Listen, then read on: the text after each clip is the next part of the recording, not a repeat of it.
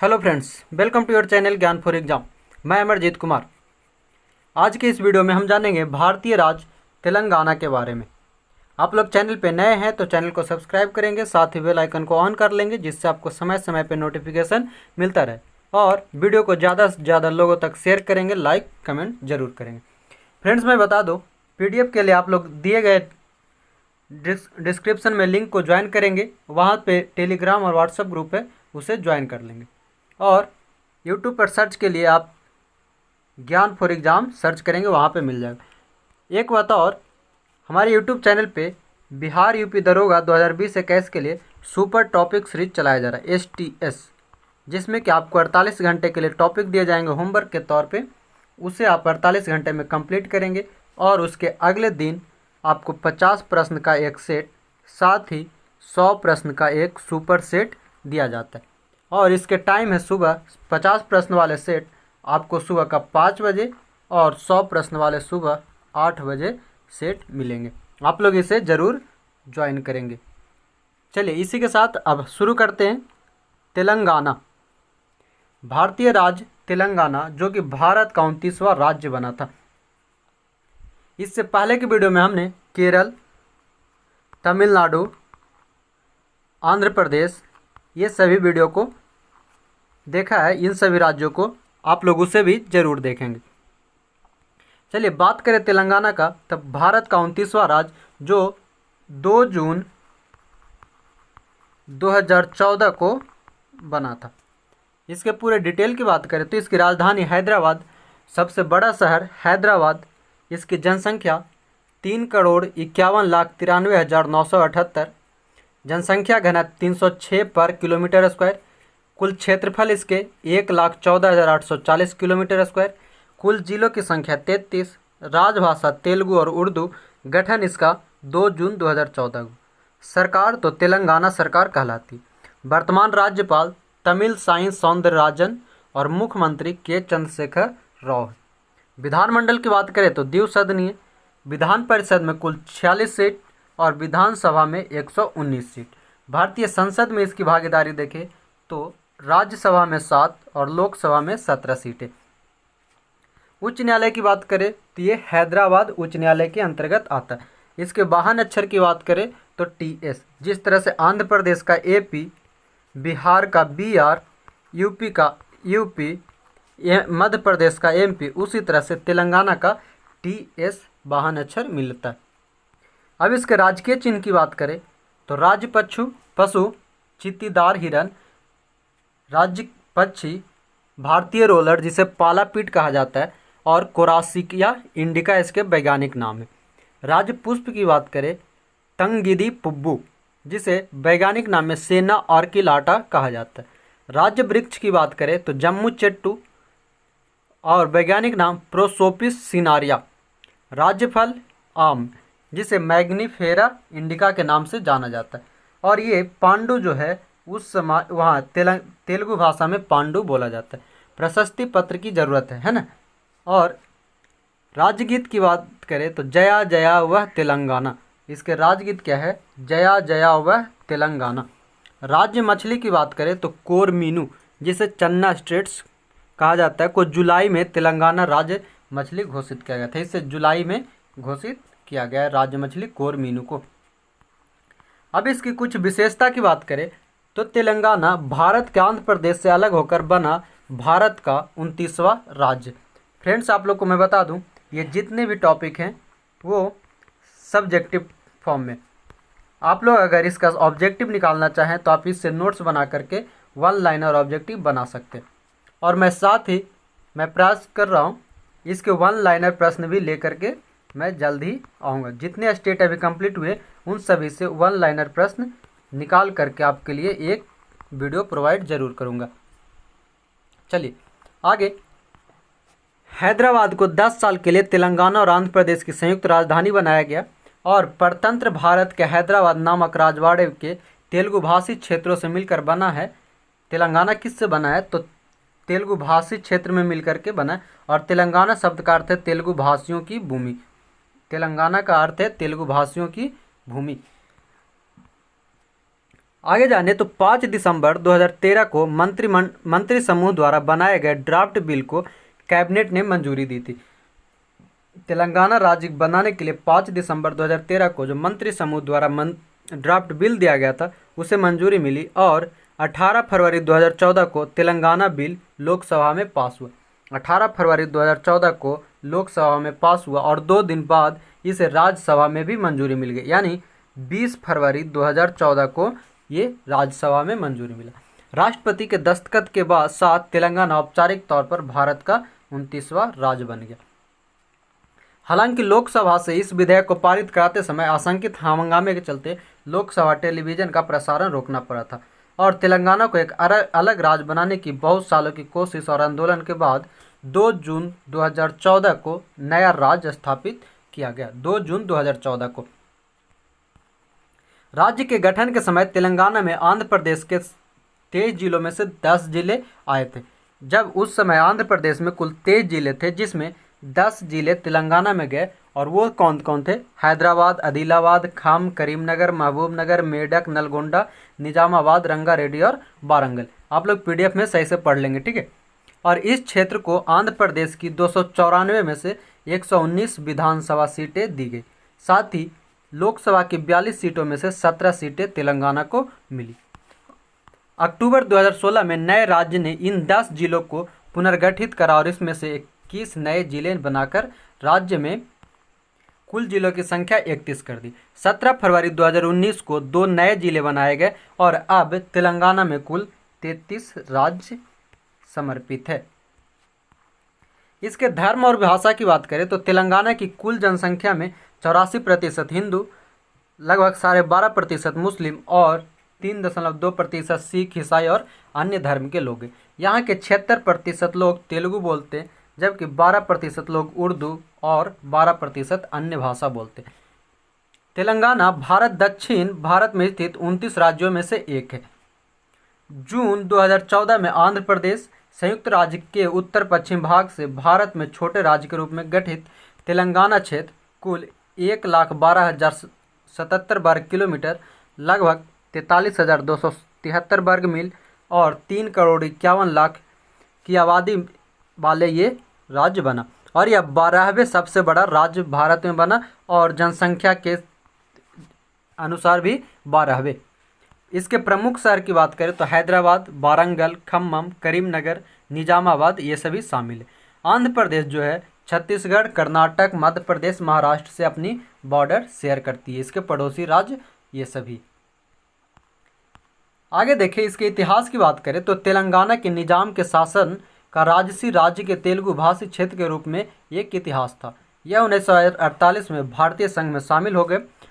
जब भारत आज़ाद हुआ 1947 में, उस समय हैदराबाद एक अलग ही प्रांत था जिसे कि 1948 में शामिल किया गया और 1956 में हैदराबाद राज्य भाषाई आधार पर पुनर्गठन के राज्य और तेलंगाना का हिस्सा प्रपत्र आंध्र प्रदेश के पूर्व आंध्र प्रदेश के साथ विलय हो गए। यहाँ पे कंफ्यूज नहीं होना।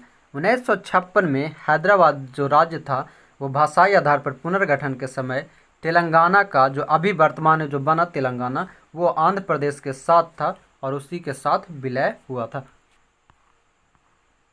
विभाजन के लिए एक आंदोलन के बाद तेलंगाना 2 जून 2014 को राज्य का दर्जा से सम्मानित हुआ और हैदराबाद आंध्र प्रदेश और तेलंगाना के लिए अधिक से अधिक 10 सालों के लिए संयुक्त राजधानी बनी। बात करें 1909 में हैदराबाद राज्य की व्युत्पत्ति तो किंगसुक नाग के अनुसार जो लेखक लड़ाई का मैदान यानी तेलंगाना की व्युत्पत्ति अनिश्चित है। यह माना जाता है कि तेलुगु शब्द तेलु से छत्तीसगढ़ के आदिवासी हैं द्वारा बोली जाने वाली भाषी डोंगी भाषा का एक मांडलिक से ली गई है और वर्तमान में एक राज्य स्थित के उत्तर तेलंगाना में ये जो छत्तीसगढ़ है वो उत्तर में स्थित है। उसके तेलु का बहुवचन रूप है तेलुंगा जिसका अर्थ है सफ़ेद चमड़ी के लोगों और इस प्रकार शब्द बना तेलंगाना। कुछ और बात देखिए इतिहास तो तेलंगाना का इतिहास तेलंगाना सातवाहन सहित यानी कि सातवाहन शासक से लेकर के काकतीय वंश, मंसूरी नायक, दिल्ली सल्तनत, बहमनी सल्तनत, कुतुबशाही राजवंश, मुगल साम्राज्य और आसफ शाही राजवंश, ये सभी इसके कुछ राजवंश शामिल थे। 1952 में तेलुगु बोलने वाले लोगों के बारे में 22 जिला हैदराबाद मद्रास प्रेसिडेंसी जो आंध्र क्षेत्र था में 12 और फ्रेंच नियंत्रित दूर में एक राजसी राज्य के पूर्व निजाम में डोमिनियंस में उनमें से 9 में वितरित किए गए। इस बीच तेलुगु भाषी क्षेत्र आंध्र प्रदेश में पोट्टी श्री रामल्लु एवं उसकी राजधानी कर्नूल के साथ 1953 में आंध्र राज्य बनाने के लिए आंदोलन शुरू हुए। पोट्टी श्री रामल्लु जो थे वहां आंध्र प्रदेश राज्य के गठन में एक बड़े ही निर्णायक व्यक्तित्व थे, जिन्होंने कि लगभग 56 दिनों तक भूख हड़ताल किया था। तब उनकी मृत्यु हो गई थी और मृत्यु होने के बाद ही इसे बनाया गया था। और इसे बनाने में JVP समिति, जवाहरलाल नेहरू, पट्टाभी सीतारमैया और विश्वेश्वरैया जी का हाथ था। ठीक है, और ये किस आयोग के द्वारा? तो धर आयोग के द्वारा, जो भाषाई आधार पर जब ज्ञात किया गया था आंध्र प्रदेश राज्य, उस समय जो आयोग के अध्यक्ष थे धर, जो इलाहाबाद उच्च न्यायालय के रिटायर्ड न्यायाधीश थे, उनके द्वारा ये धर आयोग गठित किया गया था। हैदराबाद राज्य और आंध्र प्रदेश का विलय है ना, 1953 दिसंबर में राज्य पुनर्गठन आयोग के भाषाई आधार पर राज्यों के निर्माण के लिए तैयार करने के लिए नियुक्त किया गया था।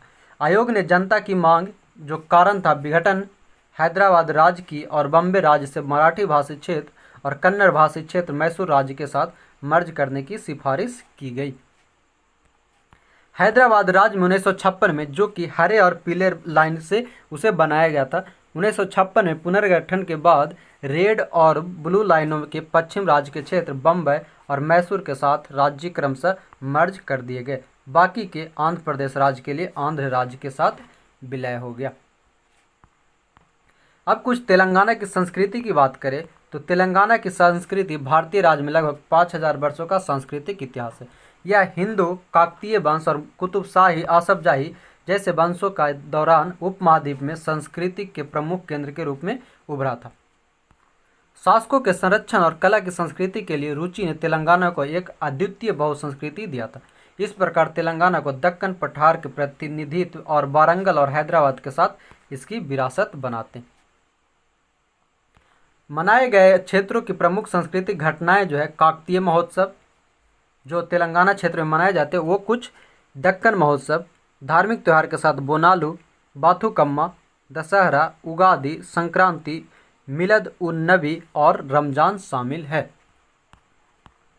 तेलंगाना राज्य लंबे समय से विभिन्न भाषाओं और संस्कृतियों के लिए एक बैठक स्थान रहा। इसे दक्षिण के दक्षिण और दक्षिण के उत्तर के रूप में जाना जाता है। दक्षिण के दक्षिण और दक्षिण के उत्तर के रूप में भी जाना जाता है। अब यह अपने गंगा जमुना तहजीब के लिए भी जाना जाता है और राजधानी हैदराबाद को लघु भारत के रूप में जाना जाता है। हैदराबाद को लघु भारत का रूप दिया गया। साहित्य की बात करें तो मोहम्मद कुली कुतुब शाह उर्दू के पहले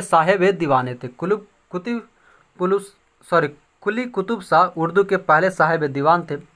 तेलंगाना के अन्य कवियों में पोथाना, कंचरा, गोपन्ना, भक्त रामदास, मल्लिया, रेचाना, गोन्ना, बुद्धू, ये सभी वहाँ के में शामिल एक अन्य कवि थे। मैं बता दूं भक्त रामदास और कुछ और जो हैं ये सभी आपको आंध्र प्रदेश में भी मिलेंगे।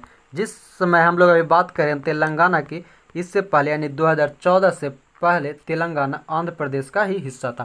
तो ये सभी आंध्र प्रदेश की जब हिस्ट्री आप पढ़ेंगे और जब जो मैंने आंध्र प्रदेश का वीडियो बनाया है वहाँ पर भी इनकी चर्चा की गई है। ठीक है, आधुनिक युग के कवि में पद्म विभूषण कालोजी, साहित्य अकादमी पुरस्कार विजेता दाशरथी कृष्णमाचारी, ज्ञानपीठ अवार्ड प्राप्तकर्ता सी नारायण रेड्डी और भारत के 9वें प्रधानमंत्री PV नरसिम्हा राव जैसे व्यक्तित्व तेलंगाना से ही शामिल। केंद्र सरकार द्वारा साहित्य पुरस्कार के लिए समला सदाशिव का चयन भी किया गया था। हिंदुस्तान शास्त्रीय संगीत के विषय पर उनकी पुस्तक स्वर लाइलू ने वर्ष 2011 के लिए पुरस्कार जीता। स्वर लाइलू किनके द्वारा लिखा गया? तो समला सदाशिव के द्वारा, जिन्हें 2011 में पुरस्कार के लिए भी शामिल किया गया था। तेलंगाना में कुछ तीर्थ यात्रा की बात करें तो याददरी, जो कि भगवान विष्णु के लिए जाना जाता है और यह मुख्यतः लक्ष्मी नरसिम्हा स्वामी के लिए प्रचलित, और यह यादाद्री जिले में स्थित है। ये श्री कृष्ण संगा महर्षि के पुत्र श्री यादा महर्षि ने आंजनेय स्वामी के आशीर्वाद के साथ भगवान नरसिम्हा स्वामी के लिए महान तपस्या की थी। ठीक है, और भगवान नरसिम्हा 5 अवतारों में अस्तित्व में आए थे, जिनमें ज्वाला नरसिम्हा, योगानंद नरसिम्हा, उग्रा नरसिम्हा, गांधी बेरुंडा और लक्ष्मी नरसिम्हा कहा जाता है। भद्रचल मंदिर, ये जो भद्रचल मंदिर है वो भगवान श्री सीता रामचंद्र स्वामी के लिए, और ये भद्रचलन नामक नाम जो है भद्रगिरी, जो भाद्र का पर्वत मेरू और मेनका का वरदान बच्चा से लिया गया। भद्रचलम जो कहाँ से लिया गया है, तो भद्र का पर्वत मेरू और मेनका का जो वरदान बच्चा वहाँ से लिया गया। इस मंदिर का महत्व रामायण युग की तारीख है। इसके महत्व की बात करें तो रामायण युग से संबंधित है, और कहा जाता है कि जहाँ राम ने अपनी पत्नी सीता और भाई लक्ष्मण के साथ अपना वनवास और पर्णशाला यानी कि प्रसिद्ध गोल्डन हीरा, जो मृग हीरा है ना रामायण में कहानी हिरण का, उनको अपहरण किया था, वही यह जगह है और इसी मंदिर में वो आसपास स्थित है। जमालपुरम मंदिर, इरेपल्लम के पास जमालपुरम में एक भगवान श्री वेंकटेश्वर मंदिर स्थित है, जो खम्मम जिले में स्थित है, और यह तेलंगाना के तिरुपति के नाम से जाना जाता है। एक जो मुख्य तिरुपति बालाजी मंदिर है वो आंध्र प्रदेश में है, जबकि तेलंगाना के तिरुपति के नाम से जमालपुरम मंदिर जाना जाता है, क्योंकि ये भी वेंकटेश्वर स्वामी के रूप में और उन्हीं को पूजा किया जाता है। यहाँ 750 से 975 ईस्वी के बीच चालुक्य राजाओं द्वारा निर्मित परिसर का नाम भगवान शिव के अवतार श्री राजा राजेश्वर स्वामी के नाम पर रखा गया। बिरला मंदिर हैदराबाद में 13 एकड़ साजिश पर नुवाथ पहद नामक 280 फीट ऊंची पहाड़ी पर बनाया गया है बिरला मंदिर। बसारा की बात करें तो ज्ञान सारावती मंदिर, जो कि ज्ञान की देवी डेक्कन प्लेटू पर स्थित है। मक्का मस्जिद की बात करें तो हैदराबाद में सबसे पुरानी मस्जिदों में से एक है, और भारत में तेलंगाना और यह भारत के सबसे बड़े मस्जिदों में से एक है। मक्का मस्जिद पुराने शहर हैदराबाद में एक सूचीबद्ध विरासत इमारत है। विरासत इमारत में भी ये शामिल, जो चौमहला पैलेस, लाद बाजार, चार मीनार के ऐतिहासिक स्थलों के नज़दीक है। कुतुब शाही राजवंश के 5वें शासक मोहम्मद कुली कुतुब शाह इस्लाम ने सबसे पहले पवित्र जगह मक्का से लाई गई मिट्टी से बनी ईंटों को शुरू किया था, यानी कि इसे बनाने में कुली कुतुब शाह का हाथ था। क्लियर है। तेलंगाना में मेडक चर्च, जो मेडक चर्च है वो तेलंगाना का सबसे बड़ा चर्च है, और 1947 से दक्षिण भारत के चर्च में मेडक के डायोसिस ने कैथेड्रल चर्च ये उस समय के लिए प्रचलित था। इसे 25 दिसंबर 1924 को पवित्र किया गया था, किसके द्वारा? वेस्ले मेथोडिस्ट्स के द्वारा। और मेडक बिशप एशिया में सबसे बड़ा बिचौलियों और वेटिकन के बाद दुनिया में दूसरा स्थान रहा। क्लियर है। त्यौहार की बात करें तो यहाँ के त्यौहार दशहरा, बोनल्लू, ईद उल फितर, बकरीद, उगादी, हनुमान जयंती, रामनवमी, गुरु पूर्णिमा, मकर संक्रांति, राखी पूर्णिमा, विनायक चतुर्थी, नागुला पंचमी, कृष्णाष्टमी, दीपावली, मुक्कोकती एकादशी, कार्तिकेय पूर्णिमा, राथा सप्तमी, ये सभी यहाँ के प्रमुख त्यौहार हैं। क्षेत्रीय त्यौहार की बात करें तो बतुकम्मा, साथ ही येदुपयला, जटारा, वारंगल जिला में समक्कम, ये सभी वहाँ के त्यौहार हैं। इसके नाम बहुत अजीब अजीब हैं, आप इसे पढ़ लेंगे। सांस्कृतिक क्षेत्र की बात करें तो सलार जंग संग्रहालय जो हैदराबाद में स्थित है वो 1951 में स्थापित हुआ था, और तेलंगाना में कई अन्य संग्रहालय है जो राज्य के पूर्ववर्ती साम्राज्यों की संस्कृति को दर्शाता है। सलार जंग संग्रहालय एक कला संग्रहालय है जो भारत के तेलंगाना हैदराबाद शहर में मूसी नदी के तट पर स्थित है। सलारगंज संग्रहालय जो है वो मूसी नदी के तट पर स्थित है। हैदराबाद भी मूसी नदी के किनारे ही बसा। यह भारत के 3 राष्ट्रीय संग्रहालय में से एक है। संग्रहालय का संग्रह सलार जंग परिवार की संपत्ति से लिया गया था। सलार जंग संग्रहालय भारत में तीसरा सबसे बड़ा संग्रहालय जो दुनिया में प्राचीन वस्तुओं के बड़े संग्रह का आवास रखता है। यह भारत भर में अच्छी तरह से ज्ञात विभिन्न सभ्यताओं से संबंधित अपने मूल्यवान संग्रह के लिए जाना जाता है। यहाँ की अन्य संग्रहालय की बात करें तो निजाम संग्रहालय, सिटी संग्रहालय हैदराबाद और बिरला विज्ञान संग्रहालय है। वस्त्र की बात करें तो यहाँ बहुत ही बेहतरीन और ऐतिहासिक वस्त्र होते हैं, जिसे साड़ी जो महिलाएं होती है वो साड़ी पहनती है और अविवाहित महिलाएं लंगा बोनी सलवार कमीज और चूड़ीदार ये सभी पहनती है। तेलंगाना में बने कुछ प्रसिद्ध साड़ी की बात करें तो पोचमपल्ली साड़ी, गढ़वाल साड़ी, हिचपल्ली साड़ी जो 1800 के दशक में प्रचलित था। 19वीं शताब्दी में रेशम मार्ग में व्यापारियों के साथ लोकप्रिय जो विलासिता और शक्ति का प्रतीक था। भारत के प्रतिष्ठित साड़ी बुनाई समूहों के लिए यह जाना जाता है। पोचमपल्ली साड़ी ने 2005 में बौद्धिक संपदा अधिकार संरक्षण का भौगोलिक संकेत यानी कि पोचमपल्ली साड़ी को 2005 में GI टैग का संकेत दिया गया है। पुरुष कपड़ों में पारंपरिक थोटी भी पंच के रूप में यानी कि पहना जाता है। हैदराबादी शेरवानी हैदराबाद के निजाम और हैदराबादी रसोइयों की पसंद थी। हैदराबादी शेरवानी जो है वो अन्य शेरवानियों से अलग है, जो कि घुटने से नीचे तक की होती है। यहाँ की व्यंजन की बात करें तो तेलंगाना में दो प्रकार के व्यंजन, तेलुगु व्यंजन और हैदराबादी व्यंजन। तेलुगु व्यंजन जो है दक्षिण भारतीय व्यंजन का हिस्सा है जो अत्यधिक मसालेदार भोजन होता है। इसमें अधिक बाजरा और रोटी की अधिक व्यंजन निर्मित होते हैं। बाजरा और ज्वार अपने व्यंजन में अधिक प्रमुख रूप से पेश करते। महाराष्ट्र, छत्तीसगढ़ और उत्तर पश्चिम कर्नाटक के साथ इसकी निकटता के कारण यह दक्कन पठार व्यंजनों की कुछ समानताओं को भी साझा करता है और यहाँ सबसे मसालेदार भोजन बनाए जाते हैं और परोसे जाते हैं। कुछ प्रमुख तो जोन्न रोटी जो कि ज्वार की रोटी होती है, सज्जा रोटी जो बाजरा की होती है, पुड़ी पिंडी जो टूटा हुआ चावल का बना होता है, सक्की लालू या चक्की लालू के रूप में बुलाया जाता है। इसे सक्की लालू या चक्की लालू के रूप में भी बुलाया जाता है। साथ ही यहाँ चावल का आटा, तिल के बीज, अजवाइन ये सभी के स्वाद बहुत गहरा हुआ तला हुआ नाश्ते में मिलते हैं। एक है हैदराबादी व्यंजन जो कि कुतुब शाही राजवंश और हैदराबाद के निजाम द्वारा विकसित फारसी व्यंजन है, जो मुगलई, तेलुगु, तुर्की व्यंजनों का एकीकरण है। प्रदर्शन कला की बात करें तो नृत्य में देखें तो पेरिनी शिवदंतम या पेरिनी थांडवम तेलंगाना के एक प्राचीन नृत्य जिसे हाल के दिनों में पुनर्जीवित किया गया और तेलंगाना में काकतीय वंश के दौरान तेलंगाना में इसका जन्म हुआ था। पेरिनी थांडवम आमतौर पर पुरुषों द्वारा किया जाने वाला एक नृत्य है जिसे योद्धाओं का नृत्य कहा जाता है। बोनालू की बात करें तो बोनालू तेलंगाना क्षेत्र में बोनालू का लोक त्यौहार उस उत्सव के साथ आता है जो रंगीन कपड़े पहने मादा नर्तकों को बर्तनों यानी कि बोनालू गौन देवता महाकाली की प्रशंसा में किया जाता है। महाकाली की प्रशंसा में संगीत की बात करें तो यहाँ संगीतों में विभिन्नता है। कचरा गोपन्ना जिसे भक्त रामूदास या भद्रचल रामूदास के नाम से जाना जाता है, राम के 17वीं शताब्दी के भारतीय भक्त और कर्नाटक संगीत के साहित्यकार थे। तेलंगाना के लोक संगीतों में राज्य के आंदोलन पर गहरा प्रभाव डाला गया। आगे ओग्गू कथा, तो ओग्गू कथा एक पारंपरिक लोक गीत है जिसमें हिंदू देवताओं मल्लाना, बिरप्पा, यन्नम्मा ये सब की कहानी प्रशंसित है। ये सभी नाम हिंदू देवी देवताओं के नाम है जो कि तेलुगु भाषी लोग इस तरह से इसे बोलते हैं। सिनेमा की बात करें तो तेलुगु सिनेमा जो है रामोजी फिल्म सिटी में एक पश्चिमी सड़क प्रतिकृति है ना। तेलुगु सिनेमा जो टॉलीवुड के नाम से जानी जाती है, तेलुगु सिनेमा टॉलीवुड के नाम से और अपने सोब्रिक्विट द्वारा भी जाना जाता है। तेलुगु भाषा में भारतीय सिनेमा बनाने वाली फिल्मों का एक हिस्सा है और यह फिल्म नगर के तेलंगाना पड़ोस हैदराबाद में केंद्रित है।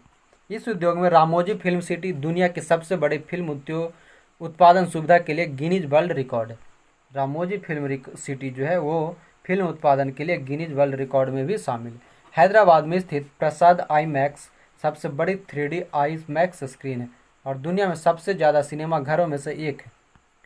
2012 के CBFC रिपोर्ट के अनुसार सालाना उत्पादित फिल्मों के संदर्भ में उद्योग को भारत में दूसरा स्थान दिया गया और फिल्म बाहुबली के कारण इससे 2012 में ये दिया गया था। और बाहुबली के कास्टिंग कौन थे? प्रभास और अनुष्का।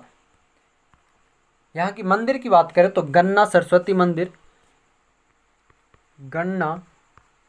मंदिर और श्री सीता रामचंद्र स्वामी मंदिर। टाइगर रिजर्व की बात करें तो अमरावती टाइगर रिजर्व और कमल टाइगर रिजर्व। वर्ल्ड सेंचुरी की बात करें तो यहाँ एक ही वर्ल्ड सेंचुरी है, मंजीरा वर्ल्ड सेंचुरी। वही इसके राष्ट्रीय उद्यान की बात करें तो कस्सू ब्रह्मानंद रेड्डी जो कि एक समय पे आंध्र प्रदेश के CM थे। वही महावीर हरीना वनस्थली जो ब्लैक बक के लिए प्रचलित है, और मधुगामिनी जो डियर यानी कि हिरन के लिए ये प्रसिद्ध है। वाइल्ड लाइफ सेंचुरी की बात करें तो कव्वाल, प्राणहिता, एटमगरम, किन्नरसानी, अकाल, राजा ब्रदर, अहमदाबाद, जो अहमदाबाद है ये नागार्जुन सागर श्रीशैलम में स्थित है। मजीरा, मगरमच्छ, पोछाराम, ये सभी वाइल्ड लाइफ सेंचुरी आप यहाँ पे लगा सकते हैं। Kawal wild life sanctuary, Pranahita wild life sanctuary, Eturnagaram wild life sanctuary, इस तरह से, ठीक है। यहाँ की शास्त्रीय नृत्य की बात करें तो कुचिपुड़ी। अब यहाँ पे कन्फ्यूजन नहीं होना है, क्योंकि जो तेलंगाना है, मैं पहले बता चुका हूँ, तेलंगाना एक समय पे आंध्र प्रदेश का ही भाग था। तो ये आंध्र प्रदेश, अगर एग्ज़ाम में आपको कभी कभी अगर ट्रेंड चेंज हुआ तो आंध्र प्रदेश की जगह पे आपको तेलंगाना देखने को मिलेगा, इसलिए यहाँ की शास्त्रीय नृत्य कुचिपुड़ी मानी जाएगी। हवाई अड्डा की बात करें तो राजीव गांधी इंटरनेशनल एयरपोर्ट जो कि हैदराबाद में है, और एक बेगमपेट एयरपोर्ट जो भी हैदराबाद में। इस तरह से फ्रेंड्स हमने जाना तेलंगाना राज्य को। उम्मीद है आपको ये वीडियो पसंद आएगा। आप लोग पीडीएफ के लिए डिस्क्रिप्शन में दिए गए टेलीग्राम और व्हाट्सएप ग्रुप को ज्वाइन करें। साथ ही एसटीएस सुपर टॉपिक सीरीज यानी बिहार यूपी दरोगा का जो दिया जा रहा है उसे आप ज़रूर ज्वाइन करेंगे। इसी के साथ जय हिंद, धन्यवाद।